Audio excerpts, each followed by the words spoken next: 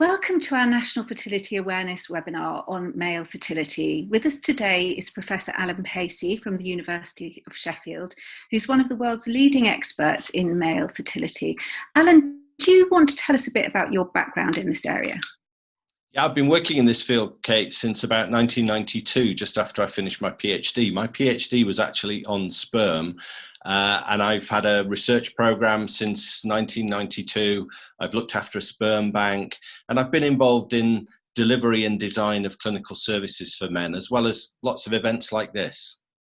And do you think that men often get overlooked when it comes to fertility?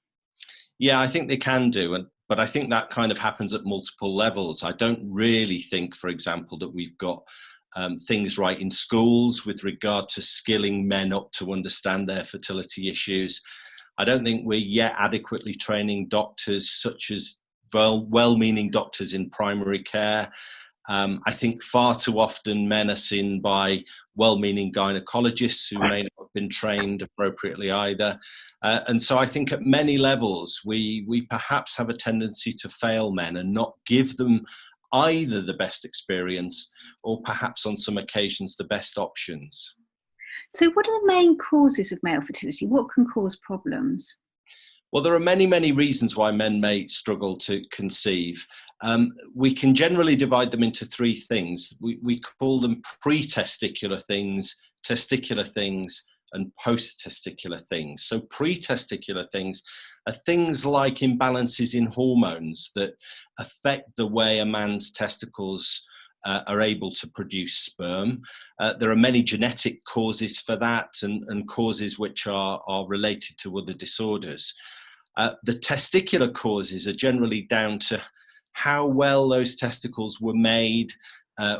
Believe it or not, when the guy was inside his mother's womb, that's a really critical moment in a man's life that determines his future adult fertility. And then, of course, post-testicular things are those that might impact on his ability to have intercourse, his ability to ejaculate properly. So he may have lots of sperm, but he's unable to deliver them to the right place at the right time. So that's generally how we classify things. I suspect that most of the male fertility that is encountered is in the middle bracket, the testicular causes. The pre-testicular causes are quite rare. Some of them can be treated, some of them can't. And the post-testicular causes are not uncommon, but I think are things that doctors can help to manage with some simple, effective treatments. So when it's a matter of sperm, is it just the number of sperm that matters, or are there other things too? I think there are a number of things. I think the number of sperm is important. Think about it in terms of a lottery. What you're trying to do is maximize the ability of a single sperm to get to that egg. So the more sperm you have, the better chances in that lottery that one sperm will be able to do the job. But in order for that one sperm to do the job, it's got to swim well, it's got to have the right size and shape, believe it or not. That's important because, I don't know, think about a swimmer and the sleek design of a swimming suit that allows that swimmer to move effortlessly through the pool. Sperm are not can be hindered by having poor size and shape. So you want many good ones to maximize the chances of them getting to the egg. But it's also about how sperm respond to other things along the way, how they sense the right cues to know that they're close to an egg, and other aspects of their behavior in those final seconds that are also important. So it's all about having a good number of well-made sperm, not just the overall number. We often hear that male infertility is a growing problem. Is it actually true? Is it getting worse? I think so, but I don't think it's getting any more common in men. Now, that may seem an odd answer. Let me explain. I think we are seeing more men going to clinics with their partners, and I think that's because there are more clinics. People are more aware of the options that might be available to them. It's more socially acceptable to declare your infertility. And I also think more people are going to clinics and more male infertility is presenting because couples are waiting until they're older.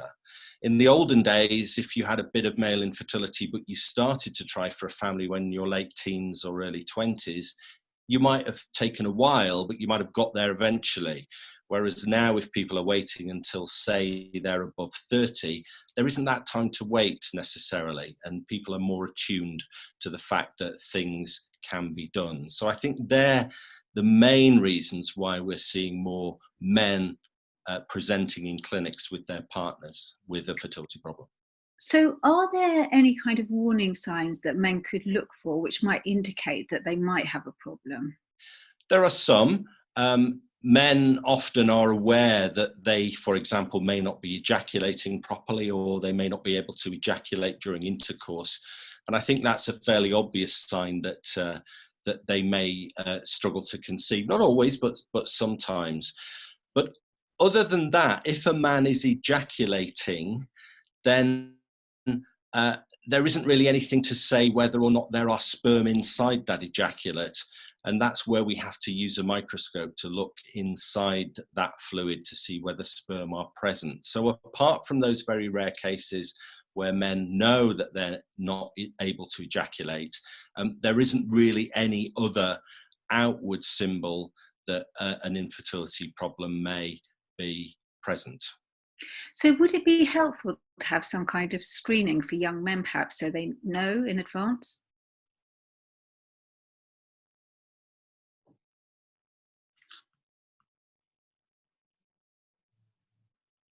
Did you hear that question? Sorry, I was just asking if you thought it would be helpful. I think we've had a glitch there.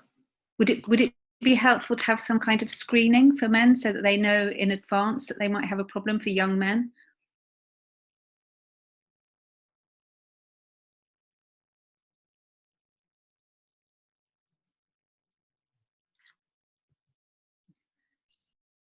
Hello? Can you hear me, Alan? I don't know what happened there. I was just asking you if you thought whether it might be helpful if there was some kind of screening for young men. Yeah, it's a difficult one, that, because the majority of men will be fine. So screening might just worry men unnecessarily, because the relationship between the numbers of sperm, or how well sperm are swimming, and whether they will be successful as men is a bit blurry. It's a bit grey. I think for me, it's more an issue of just making men aware of what's available to them, and suggesting perhaps that they start to think about this a little earlier than perhaps they would like, but also encouraging them not to stick their heads in the sand and ignore it. And I've seen and spoken to many men who've ignored a problem for far too long. And of course, if your partner's getting older while you're ignoring it, then that's not going to help either. So screening is there. You could do a home sperm kit. They are available now. You can use your mobile phone to look at your sperm, believe it or not. You can buy those kind of things on the internet. And if you're worried about your fertility, then maybe that's an option for you. But wholesale screening of, for example, 18-year-olds isn't something that I would advocate. And are those kind of tests that people could buy reliable? Surprisingly, yes. I mean, there's a number on the market which you can choose.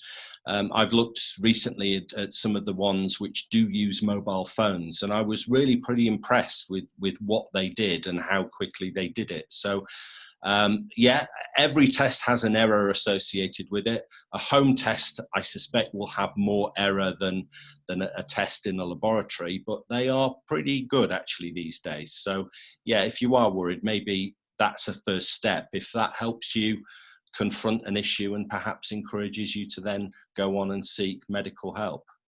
More generally, are there things that men could be or should be doing to protect their fertility? It's really all about protecting the ability of the testicles to produce sperm. The testicles that a man has are what nature gave him. We can't make testicles bigger. We can't really improve their efficiency, except in a few specific cases. But I think the majority of men have the potential to damage the ability of their testicles to produce sperm. So the things that I'm thinking about are, for example, wearing underwear or trousers that are too tight, having too many hot baths. There's worries about smoking too much, drinking too much, being overweight can cause problems. So it's a case of assessing all of those potential negative effects.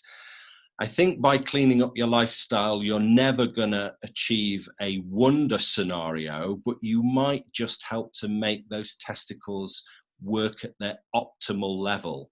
And that just might give you the edge. And what about diet? I remember hearing something ages ago about tomatoes and male fertility. I mean, are there things that men should be eating that might actually, we always hear about super fertile foods. Are there things that could make a difference? Yeah, there's some very interesting data out there about diets. I think on the bad side, we know that lots of processed food and lots of junk food is generally bad for sperm production. And on the good side, things like the Mediterranean diet, lots of fruit and vegetables, lots of fish, chicken, is generally shown to be associated with men who have better quality sperm. There are things you can therefore do in your diet that again may help optimize your ability of your testicles to produce sperm. I don't think there is one thing that you should be doing that's going to be the wonder thing. I think it's just a case of having a good hard look at your diet and perhaps be trying to become more healthy. We all know what a healthy diet is. We don't really need a recipe book to tell you that. So cut out the burgers and the chips, bring in the fruit and vegetables. And I think that's probably the best advice that anyone can give men. What about fertility supplements? Because there are quite a lot of those on the market now. Do they actually work? Are they worth people investing in? Yeah, it's an interesting one, that.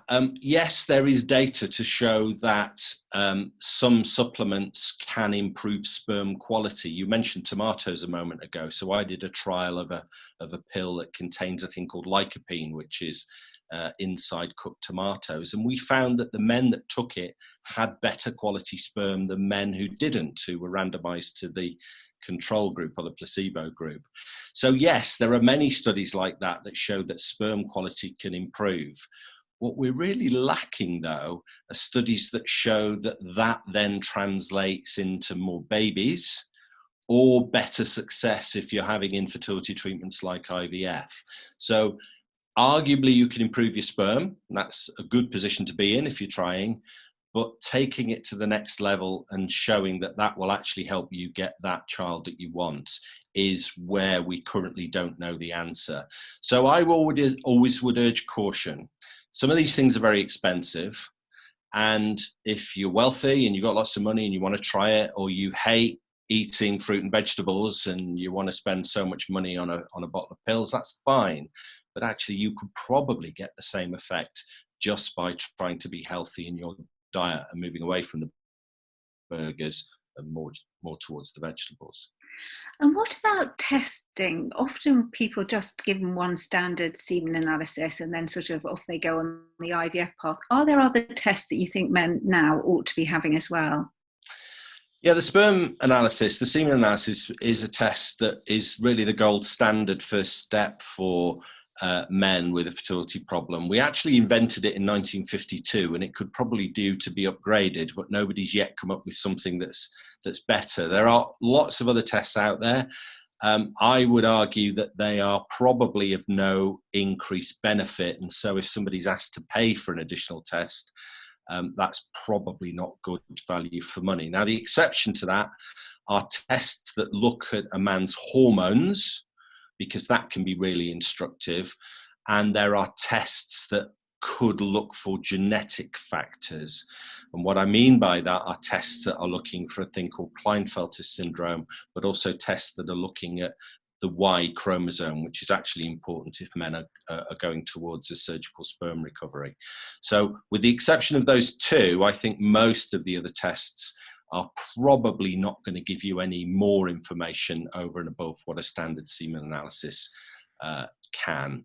Now, that in some people's minds will be controversial. There are people out there with their favorite tests.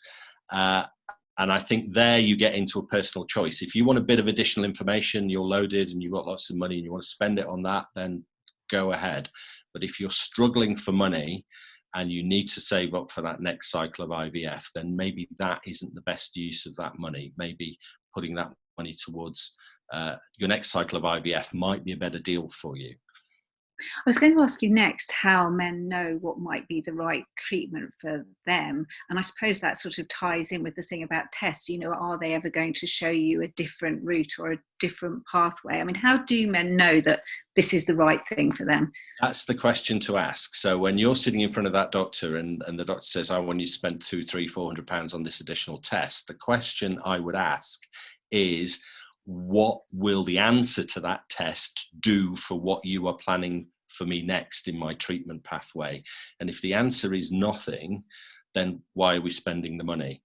The unfortunate thing is that we're really limited in the number of treatments that we can give to men to improve the quality of their sperm. What we're really left with is trying to find the best route to get the best number or quality of sperm, and then deciding on the most effective assisted reproduction treatment that we can do with those sperm that are available. So if you are on the borderline between needing IVF or ICSI, for example, and you don't know which way to go, you need to have a good discussion about what the preferred route, surgical sperm recovery or spinning that ejaculate really hard to get the maximum number of sperm out of it, which is the most optimum decision. Often people want to go for the most sophisticated treatment because they feel safe and secure, but that often comes at an additional cost. So I think that's where you need to be having a very serious discussion with the doctor in front of you when they're talking about options. You spoke a little bit earlier about diet, but is there anything else other than eating a healthy diet that you would recommend that men should do before starting treatment? I think we've frozen again. Yeah, I think we have. I was just asking you the question whether you'd recommend doing anything else to help other than diet before starting treatment.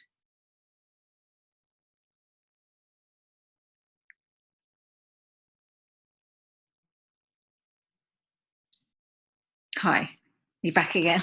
I don't know what's going on today. I'm sorry. Don't worry.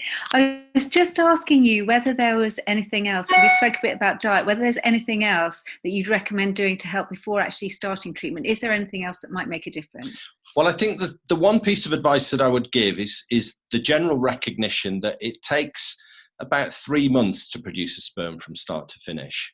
So if you're heading towards treatment, or if you're just trying in those first few months to do things naturally, and if you want to clean up your lifestyle because there's something in your lifestyle that is of a concern or you're worried about, maybe you're a smoker and you want to stop, you need to factor in this 3-month sperm production window.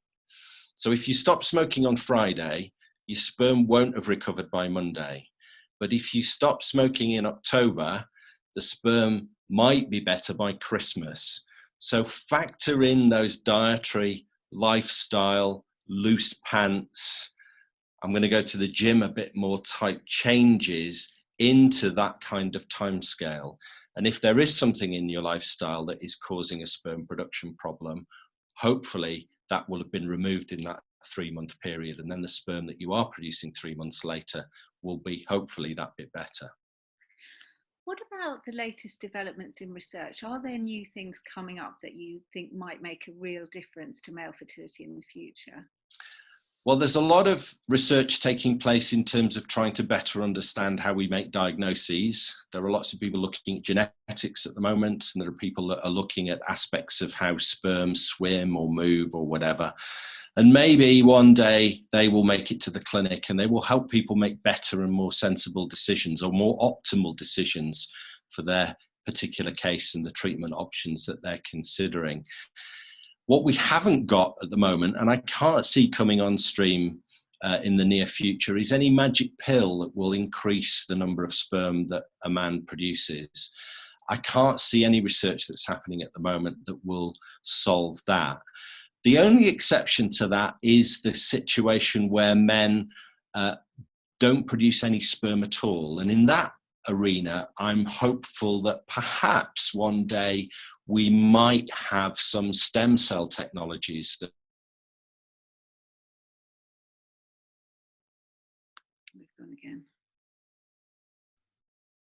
Should we do that last question again? Do you mind? Should we do it from the start? Yeah. So what new developments are coming up in the male fertility field in research that you think might make a difference? So there's a lot of exciting things going on in research laboratories. I think there's a lot of research happening with genetics, and that may ultimately allow us to do a better job at profiling the problem and perhaps predicting how a man's treatments may be given to him or delivered to him, what the optimal assisted reproductive technique may be. We're doing a lot of research on how sperm behave or move, or what's important in them, that one day may also give us a handle on how best to select the best sperm, for example, the best sperm for treatment.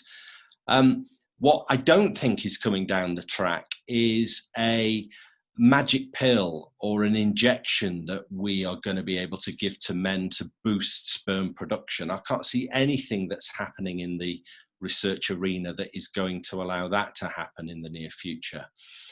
The only exception to that is perhaps in those cases where a man has azoospermia, where he doesn't have any sperm at all. And what I'm continuing to be hopeful of is the fact that we may actually get to the point where in those men, we could perhaps make sperm for them in the lab. Now that may sound like science fiction, but people are seriously working on this.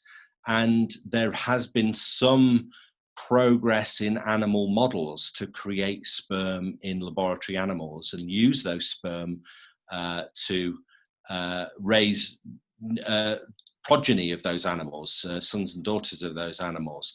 Now that's not yet been applied to humans, but I'm hopeful that one day it might be proved safe enough to apply to humans, and that would be extraordinary and revolutionary.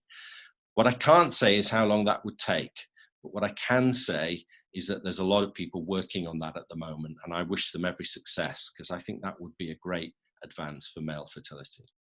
I think that's a really interesting point about research in male fertility. Is there as much as there is research into female fertility? Because when we think about fertility, we go off to see the gynecologist. You don't hear of that many people rushing off to see an andrologist. Yeah, that's part of the problem, that, you know, if you've got a fertility issue, you generally go and see a gynecologist who, by training and definition, are more interested in the female side of things than the male side of things. In America, in Europe, there are andrologists, urologists. There are some in the UK, but there is not enough. I think most of the research that's happening is really largely taking place in universities and research institutes around the world. But you're right, I think we haven't probably invested enough money, cash, resources, thought, staff into the male fertility problem. And that's a source of personal frustration for me and many others. And there is a group of us at the moment who are trying to lobby behind the scenes to try and improve that situation and improve the lot for men. So, you know, fingers crossed, hopefully we might get someone's attention and be able to move the research agenda on. And finally, just one last question. Do you think that the same goes for support for men as well? Yeah, I think men don't get always the best support that they could. But I think there are multiple reasons why that might be. I think as men, we struggle sometimes to really accept the need for that and actually to engage. And I think men are brought up to be strong and to be supporters of their partners, and they don't necessarily think about their own needs. I think that's one side of the coin. I think the other side of the coin is that within clinics, it's not always given the same level of attention that it is for women. And I think the needs of men are different. I think perhaps the sitting down and talking about it isn't necessarily the way forward that many men would like. Some, but not all. And I can say that, you know, sometimes some of the conversations that I've had with men on the quiet, in bars or at events, over a drink, man to man, a little bit quiet, a little bit understated, can often be far more therapeutic than what might be seen in a formal counselling or support session. I think part of the future is probably men helping each other it's nice to see that there are some kind of peer support groups out there, and ones developing online, because I think men need that kind of support delivered in a slightly different way. That's brilliant, and it's something that Fertility Network UK are doing, I'm sure you know already. So yeah, I mean, it's great to hear your support for that. Allan Pacey, thank you so much. That was absolutely brilliant, really informative and really helpful, and thank you for your support for the National Fertility Awareness Week.